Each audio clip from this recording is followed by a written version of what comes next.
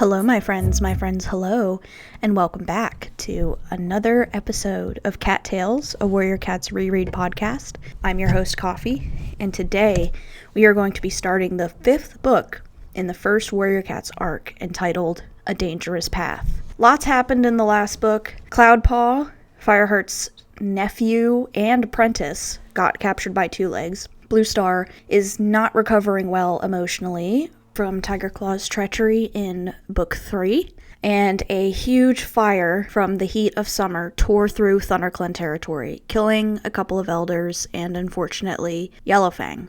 And at the end of the book, we discover that Tigerclaw is the new leader of Shadowclan, and we don't know how that came about. So I'm going to read the blurb on the back of the book. Quote, Shadowclan has a dark new leader, but will he be satisfied with his power now, or does his desire for revenge burn even more strongly?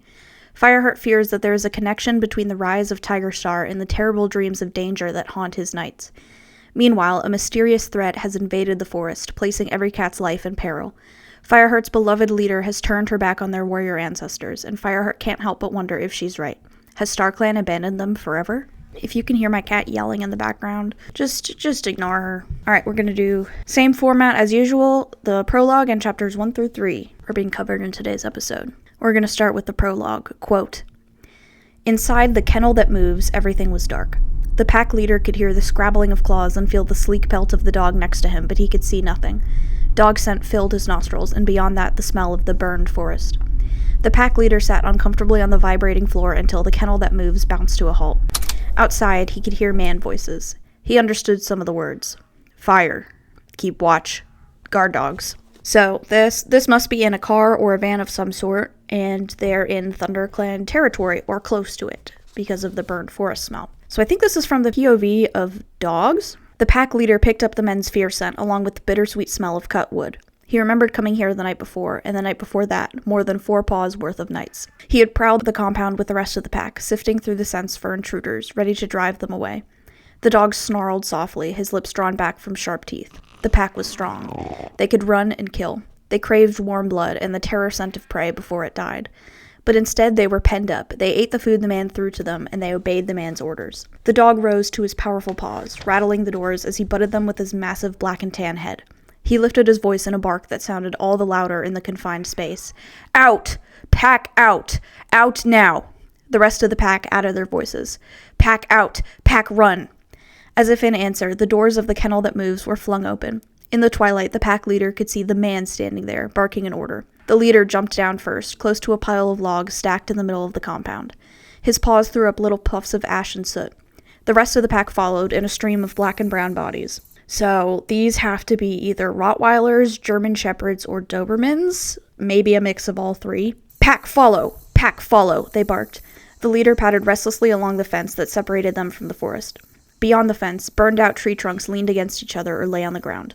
Farther away, a barrier of undamaged trees rustled in the breeze. Scents flowed enticingly from the leaf-thick shadows. The dog's muscles tensed. Out there, in the prey-filled forest, the pack could run free. There would be no man to chain or command them. They would feed as often as they wanted, because they would be the strongest and most savage of all. Free! The lead dog barked. Pack free! Free soon! He walked up to the fence and pressed his nose against the mesh links, drawing the smells of the forest deep into his lungs. Many of the scents he had never smelled before, but there was one he knew well, stronger than the rest, the scent of his enemy and his prey. Cats. Uh-oh. So 3 nights later, the dogs are outside again. The pack leader is searching for a hole in the fence he discovered the other day. This is their path to freedom. So they must be in like a compound of some sort. I don't know why the Two Legs have brought dogs here, other than maybe to try and find out if there's any humans that might have been caught by the fire, maybe to sniff out who set the fire, or maybe for a trail. I don't know, but that's my best guess. Quote, Hole. Where hole? He growled. Then he spotted the place where the earth floor of the compound fell away into a hollow. One massive paw scraped at the ground. The dog raised his head to bark to his followers. Here! Hole! Here! It seems like their speech patterns follow the pattern of barking, and they don't seem to be as intelligent as cats, which is interesting because Erin Hunter has wrote a series of books about dogs called Survivors, and they're intelligent and they can communicate, but Survivors was written a long while after Warriors was, so it's okay. I need to not point out the small details. I'm just very autistic about the series. He could feel their eagerness in his own mind, sharp as thorns, hot as carrion. They came bounding up to the lead dog, answering his bark. Hole! Hole! Bigger! Hole bigger, the pack leader promised. Run soon. He began scraping at the ground again with all the strength in his lean, powerful body. Earth scattered as the hole under the chain-link fence grew wider and deeper. The remaining dogs milled around, snuffling at the night air that carried scents from the forest. They drooled at the thought of sinking their teeth into the warm bodies of living prey. The pack leader stopped, ears pricked for the sound of the man coming to check on them. But there was no sign of him, and his scent drifted from far away. The lead dog flattened himself on the ground and squirmed down into the hole. The bottom of the fence scraped along his pelt. The dog thrust hard with his hind paws, propelling himself forward until he could scramble up and stand in the forest outside. Free now, he barked. Come! Come! The hole grew deeper still as each dog forced his way through, to stand beside his leader among the burned-out trees. They padded back and forth, pushing their muzzles into the holes at the roots of trees, gazing into the darkness with eyes that glowed with a cold fire. As the last dog dragged itself under the fence, the pack leader raised his head and let out a triumphant bark. Run! Pack free! Run now! Turning toward the trees, he bounded away, powerful muscles working in a smooth rhythm. The pack streamed behind, their dark shapes flashing through the forest night. Pack, they thought. Pack, run. The whole of the forest was theirs, and in their minds there was a single instinct. Kill. Kill. Oh dear. That's the end of the prologue. Obviously these dogs are going to be showing up again in this book somehow. Moving right along to chapter 1. This picks up literally right where Book 4 ended. So there's no time skip or anything. We're still at the gathering where Fireheart sees Tigerclaw as the new leader of Shadowclan. Fireheart is staring up at the great rock in utter disbelief and fury. His old enemy is now one of the most powerful cats in the forest. Every cat at the gathering was shocked to hear of Nightstar's death, but not a single soul expected Tigerclaw to be Shadowclan's new leader. Darkstripe, next to him, is stiff with excitement, eyes glittering as he stares at his old friend. Fireheart is wondering if he regrets not going with Tigerclaw, when Tigerclaw invited a few of his cronies back in ThunderClan to come with him when he was exiled. Quote, Fireheart caught sight of Sandstorm weaving her way toward him. What's going on? The pale ginger she-cat hissed as she came into earshot. Tigerclaw can't lead Shadowclan, he's a traitor. For several heartbeats, Fireheart hesitated. Shortly after he had joined ThunderClan, Fireheart had discovered that Tigerclaw had murdered Redtail, the deputy. Once Tigerclaw became deputy himself, he had led rogue cats to attack the ThunderClan camp, trying to murder their leader, Bluestar, so that he could take her place. As punishment, he had been banished from their clan in the forest. It was hardly a noble history for a leader of any clan. But Shadowclan doesn't know about all that, Fireheart reminded Sandstorm now, keeping his voice low. None of the other clans know. Then you should tell them! Fireheart glanced up at Tallstar and Crookedstar, the leaders of WindClan and RiverClan, respectively, who stood beside Tigerstar on the Great Rock. Would they listen if he told them what he knew? Shadowclan had suffered so much from Broken Tail's bloodthirsty leadership, followed by a devastating sickness, that they probably wouldn't care what their new leader had done, as long as he could forge them into a strong clan again. Besides, Fireheart couldn't help feeling a guilty relief that Tigerclaw had satisfied his hunger for power in a different clan. Maybe now ThunderClan could stop waiting for him to attack, and Fireheart could walk the forest without constantly glancing over his shoulder. Be so for real, Fireheart. Tigerclaw is going to keep wreaking havoc and abuse his power. Like, after all of this, he's still giving Tigerclaw the benefit of the doubt, which is insane to me. Like, he has literally proven himself to be a murderer, attempted murderer, and just all-around horrible cat. Yet, as he struggled with his conflicting emotions, he knew that he would never forgive himself if he let Tigerclaw come to power without even making a protest. Fireheart! He turned to see Cloudpaw, his long-furred white apprentice, padding quickly toward him with the wiry brown warrior mouse fur just behind. Fireheart, are you just going to stand there and let that piece of fox dung take over? Quiet, Cloudpaw, Fireheart ordered. I know, He broke off as Tigerclaw paced to the front of the Great Rock. I am pleased to be here with you at the gathering this night. The huge tabby spoke with quiet authority. I stand here before you as the new leader of Shadowclan. Nightstar died of the sickness that took so many of my clan, and StarClan have named me as his successor. Tallstar, the black and white leader of WindClan, turned to him. Welcome, Tigerstar, he meowed, nodding respectfully. May StarClan walk with you. Crookedstar meowed agreement as the new Shadowclan leader dipped his head in acknowledgement. I thank you for your greetings, Tigerstar replied. It's an honor to stand here with you, although I wish the circumstances could have been different. Wait a moment, Tallstar interrupted him. There should be 4 of us here. He peered down at the crowd of cats below.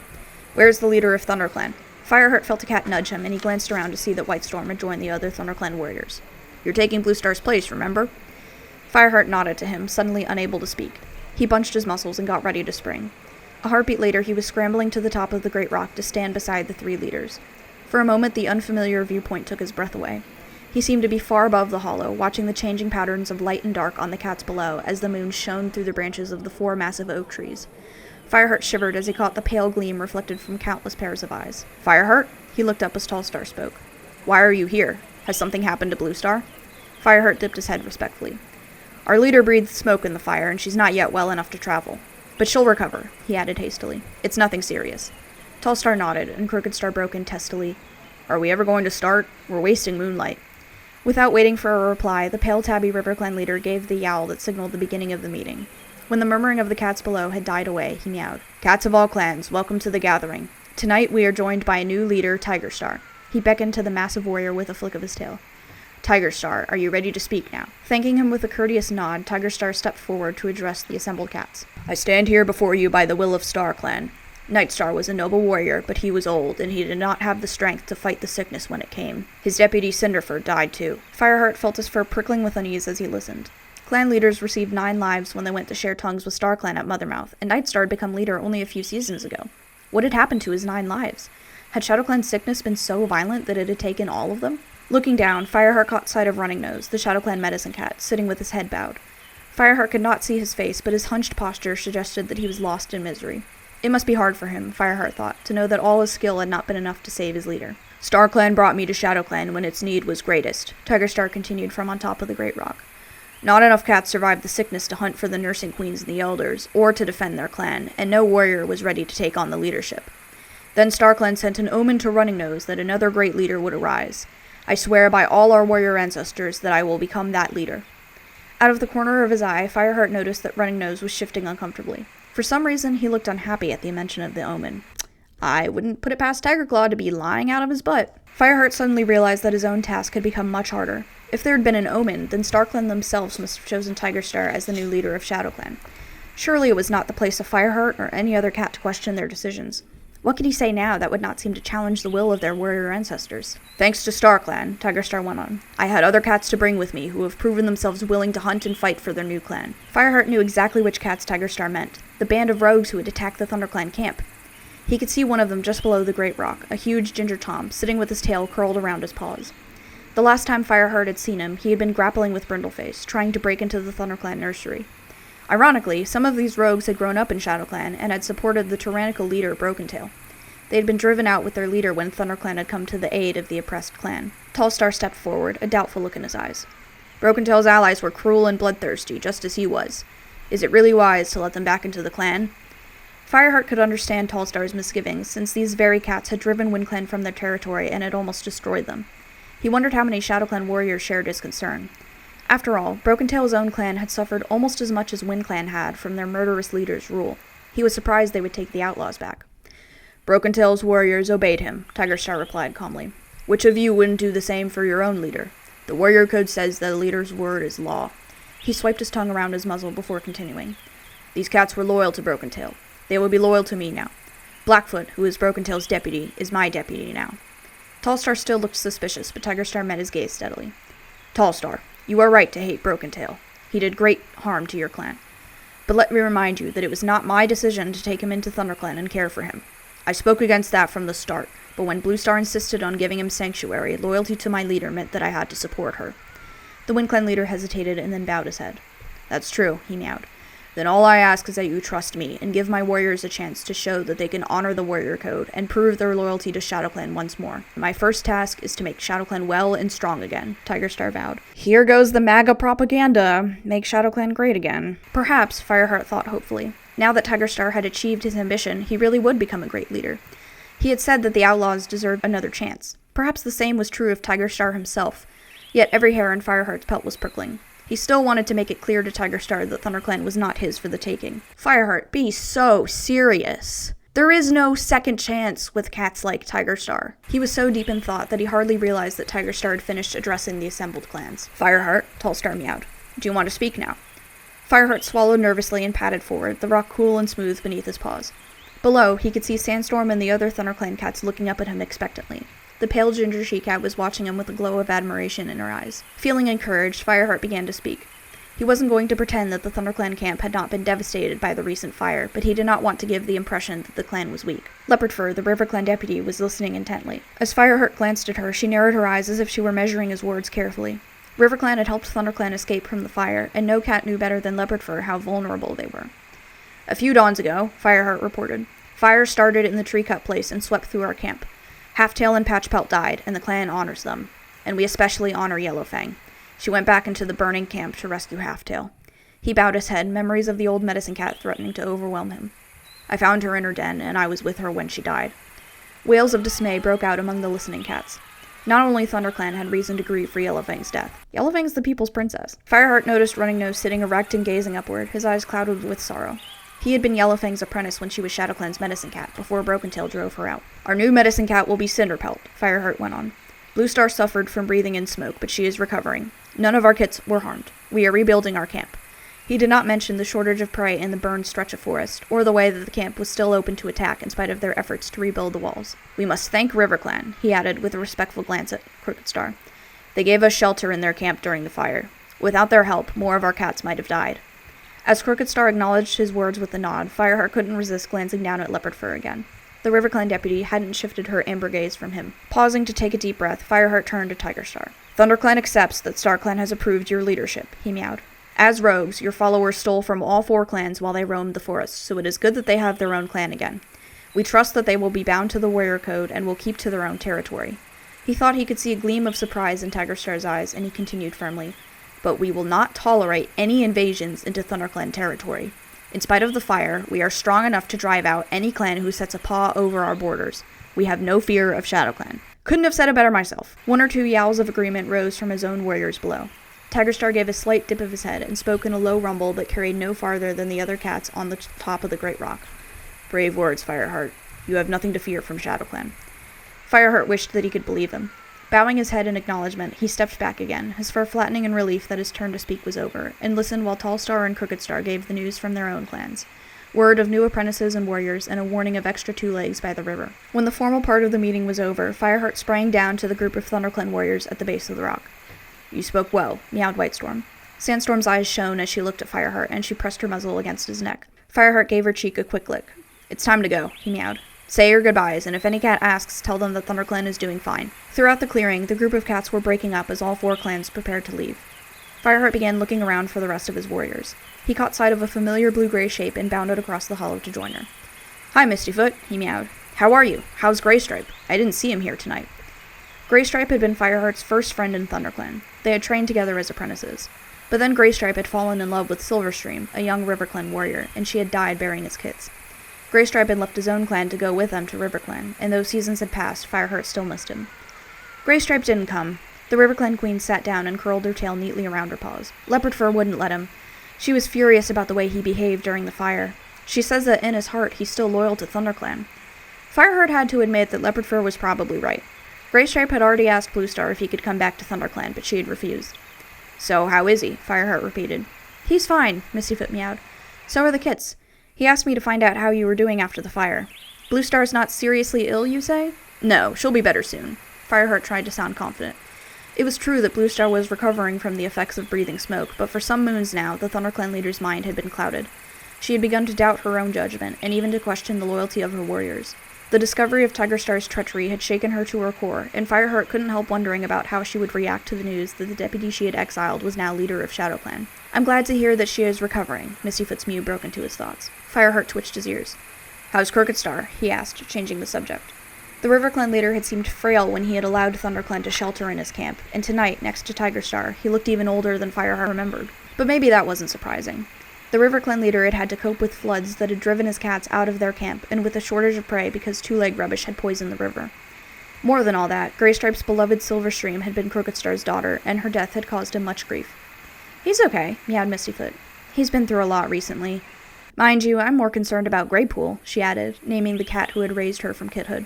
"She seems so old now. I'm afraid she'll go to StarClan soon." Fireheart would have liked to give the young queen a comforting lick, but he was not sure how the RiverClan cat would take that from a cat of another clan. Apart from Greypool, Fireheart was the only cat who knew that the frail RiverClan elder was not the real mother of Mistyfoot and her brother Stonefur. Their father, Oakheart, had brought them to RiverClan when they were tiny kits, and Greypool had agreed to take care of them. Their real mother was Bluestar. As Fireheart murmured sympathetically and said his goodbyes to Mistyfoot, he couldn't help feeling that trouble was still in store for both clans because of Bluestar's secret.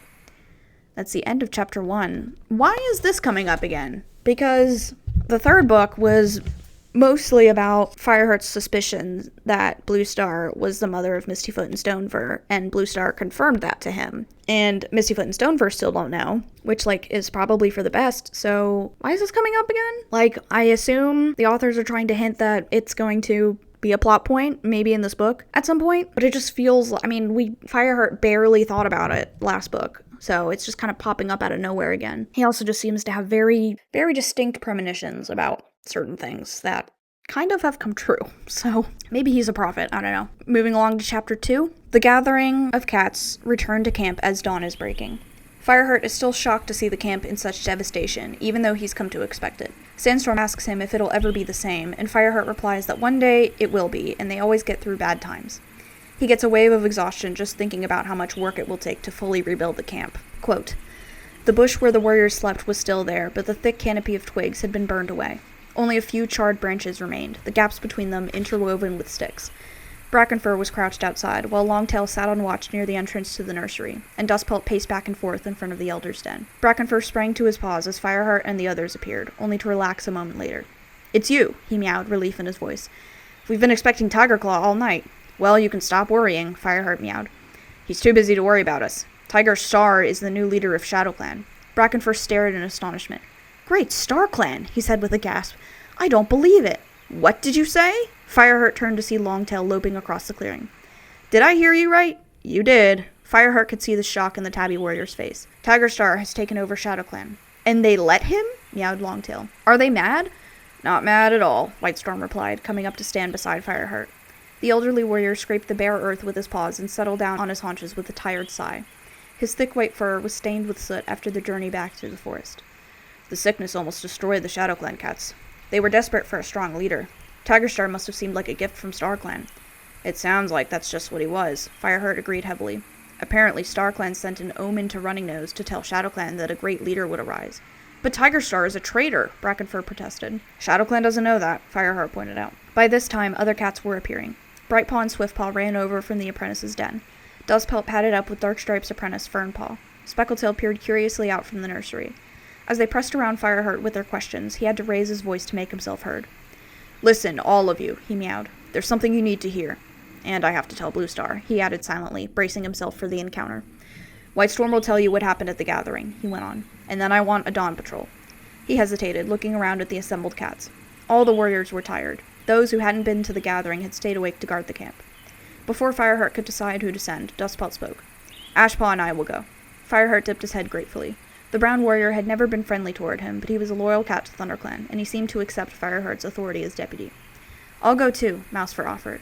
'And me,' meowed Cloudpaw. Fireheart let out a purr of appreciation at his apprentice's words. He was pleased that his sister's son was working harder for the clan and showing more commitment to clan life, after the disastrous episode when he was taken away by two legs and had to be rescued. 'Dustpelt, Mousefur, Cloudpaw, and Ashpaw then,' he meowed. 'The rest of you get some sleep. We'll need hunting patrols later on.' 'What about you?' asked Darkstripe. Fireheart took a deep breath. 'I'm going to speak to Bluestar.' The curtain of lichen had been burned away from the entrance to Bluestar's den at the base of the high rock. As Fireheart approached, Cinderpelt, ThunderClan's medicine cat, emerged into the clearing and paused to stretch. Her dark gray fur was ruffled, and she looked worn out from the strain of caring for the clan in the aftermath of the fire, but the strength of her spirit still shone in her blue eyes. Fireheart was reminded of the time when she had been his eager apprentice, until she had been lured too close to the Thunderpath, in a trap which Tigerclaw had set for Bluestar. The young cat's leg had been permanently injured, so she could never be a warrior, but she had always kept her commitment to serving her clan. Fireheart padded up to her. 'How is Bluestar today?' he asked quietly. Cinderpelt cast a worried glance back into the den. 'She didn't sleep last night,' she replied. 'I've given her juniper berries to calm her, but I don't know if they'll do any good.' 'I need to tell her what happened at the gathering,' Fireheart meowed. 'And she's not going to like it.' Cinderpelt's eyes narrowed. 'Why not?' As quickly as he could, Fireheart told her. Cinderpelt listened in shocked silence, her blue eyes wide with amazement. 'What will you do?' she asked when Fireheart had finished. 'There isn't much I can do. Besides, it could be a good thing for ThunderClan.' Tigerstar's got what he wants now, and with any luck he's going to be far too busy working his new clan into shape to bother about us. Seeing that Cinderpelt looked disbelieving, he added hastily, "Who they choose for leader is Shadowclan's business. We'll have to keep a watch on our borders, but I don't believe Tigerstar will be much of a threat, for a while at least. I'm more worried about how Bluestar is going to take it." "This is going to make her worse," Cinderpelt meowed anxiously. "I only hope I can find the right herbs to help her. I wish Yellowfang were here." "I know." Fireheart pressed himself comfortingly against Cinderpelt's side. "But you'll be fine. You're a great medicine cat." "It's not just that." Cinderpelt's voice dropped to a painful whisper. "I miss her, Fireheart. I keep waiting for her to tell me I haven't the sense of a newborn kit. At least when she praised me, I knew she really meant it. I want her, Fireheart. Her scent and the feel of her fur and the sound of her voice. Poor Cinderpelt." "I know," Fireheart murmured. He felt an emptiness inside as memories of the old cat flooded over him. He had been very close to Yellowfang ever since he had discovered her living as a rogue in ThunderClan territory. But she hunts with StarClan now. And perhaps she had found peace at last, he reflected, as he remembered the torment in Yellowfang's voice as she died, thinking of her son, Broken Tail, the murderous cat she had never stopped loving, even though he had grown up without knowing she was his mother. In the end, she had killed him to save her adopted clan from his bloodthirsty scheming. Yellowfang's pain was at an end, but Fireheart could not imagine that he would ever stop missing her. "You go to Highstone soon, don't you?" he reminded Cinderpelt. "To meet the other medicine cats? I think you'll feel very close to Yellowfang then." "Maybe you're right." Cinderpelt pushed away from him. "I can just hear Yellowfang now," she meowed. "Why are you standing around moaning when there's work to be done?" "You go and talk to Bluestar. I'll look in on her again a bit later on." "If you're sure you're okay," mewed Fireheart. "I'm fine." Cinderpelt gave his ear a quick lick. "Be strong for her, Fireheart," she urged. "She needs you more than ever." Fireheart watched the medicine cat as she limped rapidly away and then turned toward Bluestar's den. Taking a deep breath, he called a greeting and entered through the gap where the lichen used to grow. Bluestar was crouched on a pile of bedding at the back of the cave, her forepaws tucked under her chest. Her head was raised, but she was not looking at Fireheart. Instead, her blue eyes were blank, fixed on something far away that only she could see. Her pelt was rough and unwashed, and she was so thin that Fireheart could see every rib. His heart twisted with pity for her and fear for the rest of his clan. Their leader had diminished into an old sick cat, broken by trouble and unable to defend herself, let alone her clan. "Bluestar?" Fireheart meowed hesitantly. At first he thought that Bluestar had not heard him. Then, as he padded farther into the den, she turned her head. Her cloudy blue gaze focused on him, and for a heartbeat she looked puzzled, as if she couldn't remember who he was. Then her ears pricked and intelligence flooded back into her eyes. "Fireheart? What do you want?" Fireheart dipped his head respectfully. "I'm just back from the gathering, Bluestar. I'm afraid there's bad news." He paused. "Well?" Bluestar sounded irritable. "What is it?" "Shadowclan has a new leader," Fireheart meowed. He plunged straight on. "It's Tigerclaw. Tigerstar now." In an instant, Bluestar leaped to her paws. Her eyes blazed cold fire, and Fireheart flinched at the reminder of the formidable cat she had once been. "That's impossible," she hissed. "No, it's true. I saw him myself. He spoke from the Great Rock with the other leaders." For a few moments, Bluestar did not reply. She paced from one side of the den to the other and back again, her tail lashing. Fireheart backed toward the entrance, not at all sure that Bluestar wouldn't attack him for bringing this terrible news. "How dare Shadowclan do this?" she spat at last. "How dare they shelter the cat who tried to murder me, and make him their leader?" "Bluestar, they don't know," Fireheart began, but the ThunderClan leader was not listening to him. "And the other leaders?" she demanded. "What did they think? How could they let this happen?" "No cat knows what Tigerstar did to ThunderClan." Fireheart struggled to make Bluestar think logically. Crookedstar didn't say much, although Tallstar was unhappy at first, that Tigerstar had taken Broken Tail's old followers back into the clan. "Tallstar!" Bluestar spat. "We should know by now that we can't trust him. After all, it didn't take him long to forget what we did for his clan, after you and Greystripe risked your lives to find them and bring them home." Fireheart started to protest, but Bluestar ignored him. "StarClan have abandoned me," she went on, still pacing furiously. "They told me that fire would save the clan, but fire has almost destroyed us. How can I ever trust StarClan again? Especially now!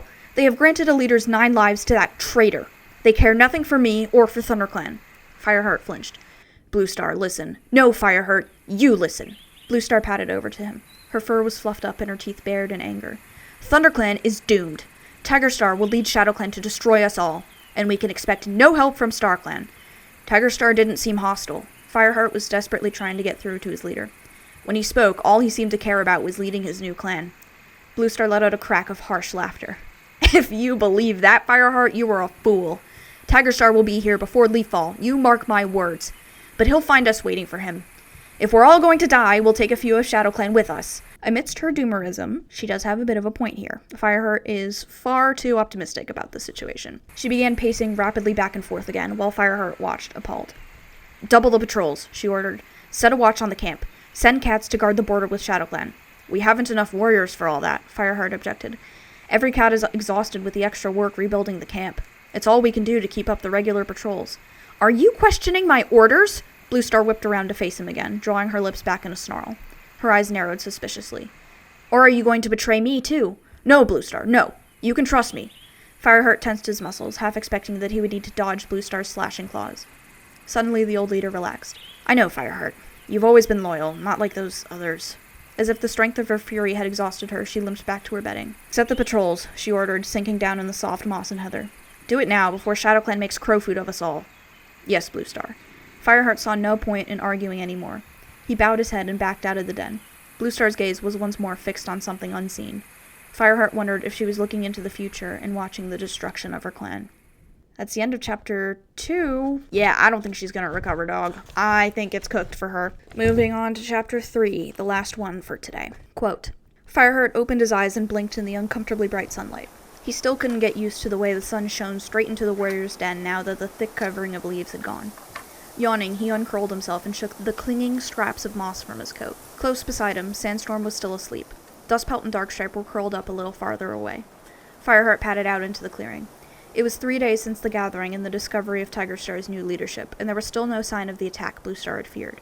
ThunderClan had used the time to rebuild the camp, and although there was still a long way to go, Fireheart couldn't help feeling pleased when he saw shady walls of fern beginning to grow back around the edge of the camp, and the bramble thicket firmly interlaced with twigs to shelter the nursing queens and their kits. As Fireheart made his way toward the pile of fresh kill, he saw the Dawn Patrol returning with Whitestorm in the lead. Fireheart paused and waited for the White Warrior to join him. Any sign of Shadowclan? Whitestorm shook his head. Nothing, he meowed. Just the usual scent markings along their border. There was one thing, though. Fireheart's ears pricked. What? Not far from Snake Rocks, we found a whole stretch of undergrowth trampled down, and pigeon feathers scattered all over it. Pigeon feathers? Fireheart echoed. I haven't seen a pigeon for days. Is some other clan hunting in our territory? I don't think so. The whole place reeked of dog. Whitestorm wrinkled his nose with distaste. There was dog dirt there, too. Oh, a dog. Fireheart flicked his tail dismissively. Well, we all know that Two Legs are always bringing their dogs into the forest. They run around, chase a few squirrels, and then the Two Legs take them home again. He let out a purr of amusement. The only unusual thing is that it looks as if this one caught something. To his surprise, Whitestorm continued to look serious. All the same, I think you should tell the patrols to keep their eyes open, he meowed. Okay. Fireheart respected the older warrior too much to ignore his advice, but privately he thought the dog would be a long way away by now, shut up somewhere in Two Leg Place. Dogs were noisy nuisances, but he had more important things to worry about. He was reminded of his anxiety about food supplies as he followed Whitestorm to the pile of fresh kill. Brightpaw, Whitestorm's apprentice, and Cloudpaw, who had made up the rest of the patrol, were already there. Look at this, Cloudpaw complained as Fireheart came up. He turned a Vole over with one paw. There's hardly a decent mouthful on it.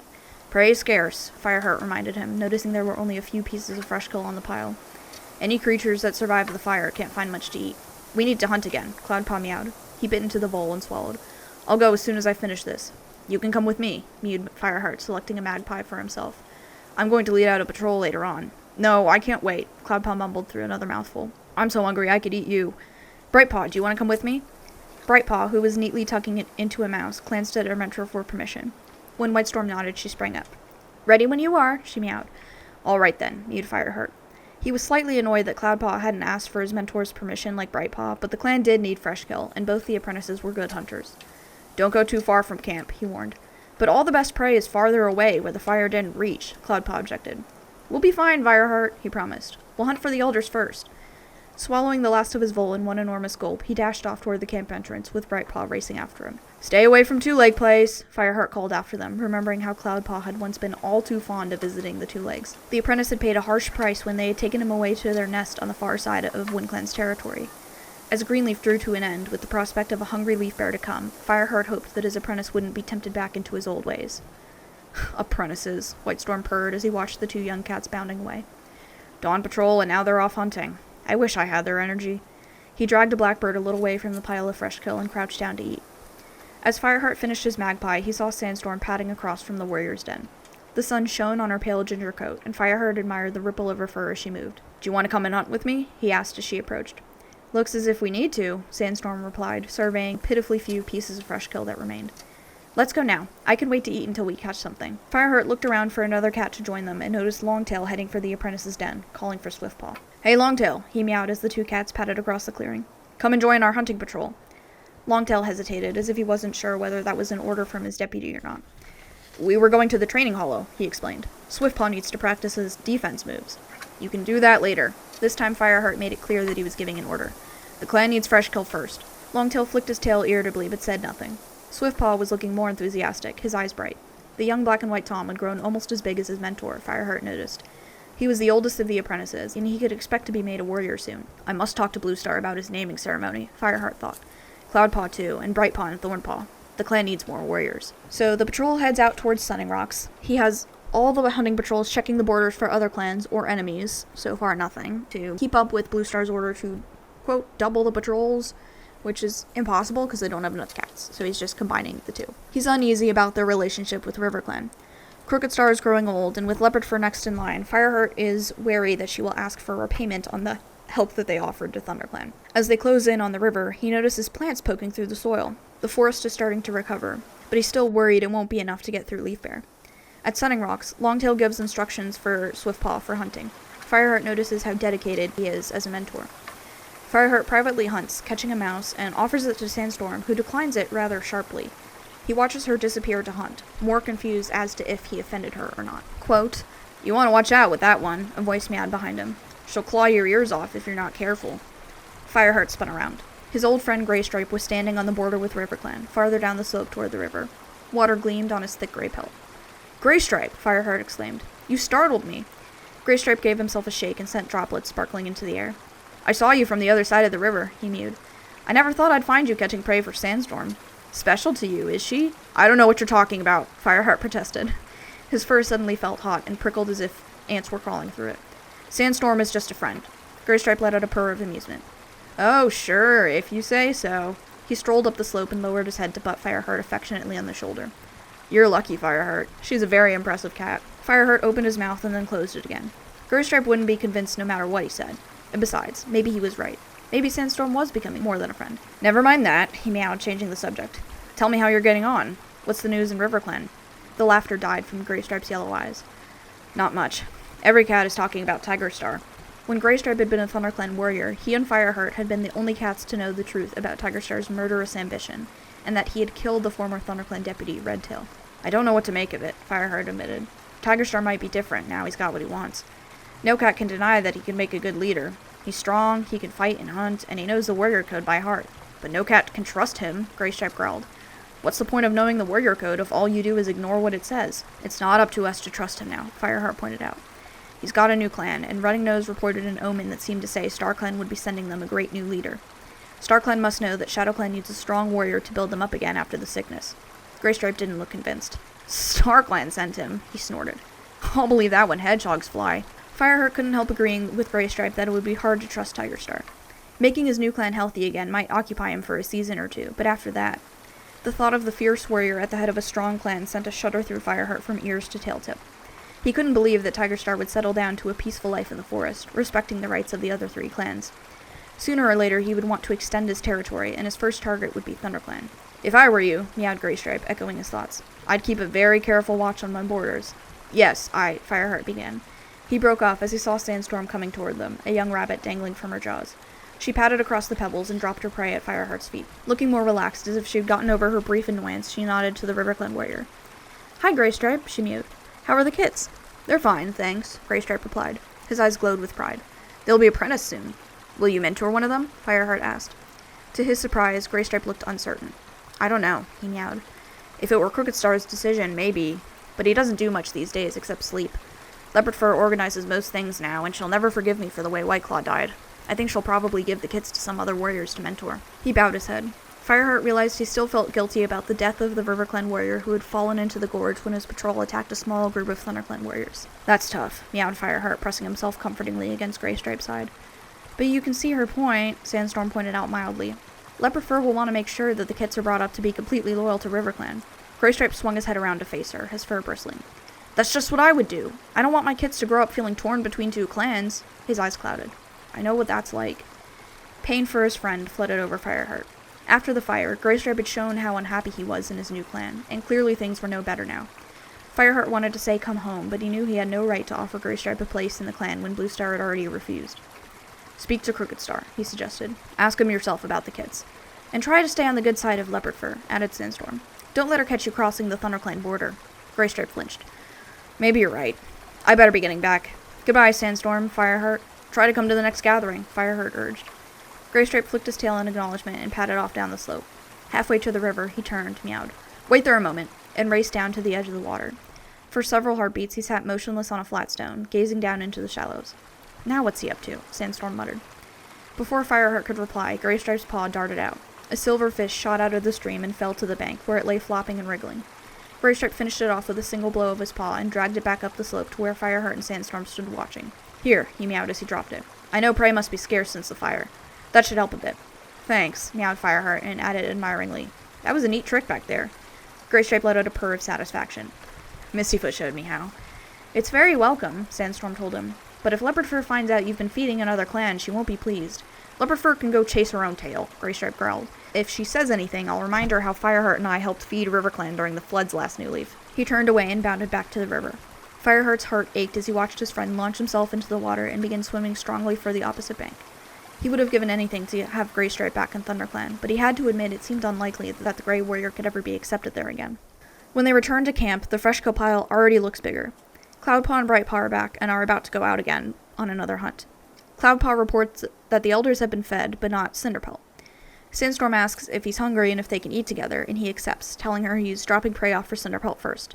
She says, don't be long, which is funny. Is she jealous of Cinderpelt? Quote, Fireheart gripped the fish in his jaws and walked towards Cinderpelt's den. Before the fire, a lush tunnel of ferns had separated it from the rest of the camp. Now just a few blackened stalks showed above the ground, and Fireheart could clearly see the cleft in the rock that was the entrance to the den. He stopped outside, dropped the fresh kill, and called, Cinderpelt! After a moment, the young medicine cat poked her head out of the opening. What? Oh, it's you, Fireheart. She padded out of the den to join him. Her fur was ruffled, and her eyes didn't have their usual lively sparkle. Instead, she seemed distracted and troubled. Fireheart guessed that her mind was on Yellowfang. I'm glad you're here, she mewed. There's something I want to tell you. Have something to eat first, Fireheart urged her. Look, Greystripe caught a fish for us. Thanks, Fireheart, Cinderpelt meowed. But this is urgent. StarClan sent a dream to me last night. Something about the way she spoke made Fireheart uneasy. He was still not used to the way that his former apprentice was growing into a true medicine cat, living without a mate or kits of her own, meeting secretly with other medicine cats, and united with them through their bond with the warrior spirits of StarClan. What was the dream about? He asked. He had experienced dreams like this more than once, warning him of things that were going to happen. That helped him to imagine, better than most clan cats, the mixture of awe and bewilderment that Cinderpelt must be feeling now. I'm not sure, Cinderpelt blinked in confusion. I thought I was standing in the forest, and I could hear something large crashing through the trees, but I couldn't see what it was. And I heard voices calling. Harsh voices, in a language that wasn't cat. But I could understand what they said. Her voice trailed off. She stood gazing into the distance, her eyes clouded, while her front paws kneaded the ground in front of her. What did they say? Fireheart prompted. Cinderpelt shivered. It was really strange. They were calling pack, pack, and kill, kill. Oh boy, the dogs were saying that in the prologue. Is StarClan warning them of a dog attack? If so, Fireheart should listen. Fireheart couldn't help feeling disappointed. He had hoped that a message from StarClan might have given them some hint about how to deal with all his problems. Tigerstar's reappearance, Bluestar's illness, and the aftermath of the fire. Do you know what it means? He asked. Cinderpelt shook her head, a lingering look of horror in her eyes, as though she faced a huge threat Fireheart could not see. Not yet. Maybe StarClan will show me more when I've been to Highstones. But it's something bad, Fireheart, I'm sure of it. As if we haven't enough to worry about, Fireheart muttered. To Cinderpelt, he mewed. I don't know what I can do unless we find out more. I need facts. Are you sure that's all the dream told you? Her blue eyes still wide with distress, Cinderpelt nodded. Fireheart gave her ear a comforting lick. Don't worry, Cinderpelt. If it's a warning about Shadowclan, we're already watching out for them. Just tell me the moment you get any more details. He jumped as an irritated yowling sounded from behind him. Fireheart, are you going to be all day? Glancing around, he saw that Sandstorm was waiting for him at the entrance to the burned fern tunnel. I've got to go, he said to Cinderpelt. Ooh, Sandstorm is jealous. But I'll think about it, okay? Fireheart interrupted her, his rumbling belly urging him to go and join Sandstorm. Let me know if you have any other dreams. Cinderpelt's ears twitched in annoyance. This is a message from StarClan, Fireheart, not just a root digging into my fur or a tough bit of fresh kill caught in my throat. It could affect the whole clan. We need to work out what it means. Well, you'll be better at that than I am, Fireheart told her, backing away from Cinderpelt's den and tossing the last words over his shoulder. Bounding across the clearing towards Sandstorm, he wondered briefly what the dream could have meant. It didn't sound like an attack from another clan, and he couldn't think of anything else that might be a threat. As he tucked into the vole that Sandstorm had saved for him, he managed to put Cinderpelt's dream out of his mind. That's the end of chapter 3. If Cinderpelt is this serious, it's probably bad, and he needs to stop being ignorant about it. I get that he has a lot going on, but he should take her seriously. And that is where we're going to end for today. A new challenger approaches. Yeah, not looking good with the dogs. Yeah, I don't know what else to say, really. Nothing too crazy happened. Hopefully, Tigerstar holds off on wreaking havoc and causing trouble for a little bit, although I doubt it. And hopefully Fireheart will think over Cinderpelt's dream more and remember it and think about it. So we'll see what happens next time on Cattails. Thank you for joining me. Like and follow and rate me 5 stars on Spotify and Apple Podcasts if you enjoy this podcast. It really helps me and lets me know that you guys enjoy it. And I will see you next week. May StarClan light your path.